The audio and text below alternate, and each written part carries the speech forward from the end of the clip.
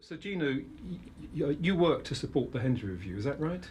Yeah, so last year the company I work for, ITPenergised, were appointed as the technical advisors to the Henry Review, and we helped them look at some of the technical aspects of the questions they were trying to answer. And if I heard you right, you mentioned 18 locations across the UK, so you were looking at UK-wide, weren't you? Yeah, so we identified 18 potential lagoon locations, and they were either from developers' plans, developers like TLP, or we identified locations that had favourable resource, favourable bathymetry, and developed conceptual plans of those sites for lagoons in those areas. And so I think the key word I heard from you was about how to understand the optimization across the program from various different kind of criteria.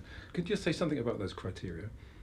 Yeah, so optimizing a fleet of lagoons depends on what you're trying to achieve. So I guess this will be specified in a national policy statement in the future, but are you trying to sort of replace aging power stations and deliver a specific capacity, or are you trying to get the best value for money in terms of lagoons, or are you trying to look at the best phasing of lagoons and get close to a baseline power output? Okay, so lots of different ways of looking at the question. Yeah. And then I think you also said that of the 18, and when you're looking at this optimization question, quite a number were in the Severn.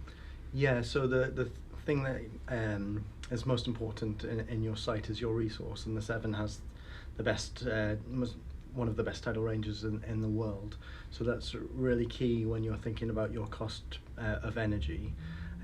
So most of the best value for money locations are actually in the Severn, and that's the reason why a lot of TLP proposed lagoons are in the Severn. Sure. So the big prize is in the Severn. And can you just tell us in brief what the Henry Review concluded? So what I take out of what Charles Henry said, I think two main points. I think he concluded that we should build the Pathfinder project in Swansea as a no regrets policy. And then secondly, I look at what he said about costs, and his conclusions I think were quite clear that lagoons are cost competitive with other forms of low carbon generation. Yeah, so overall a positive outlook on lagoons.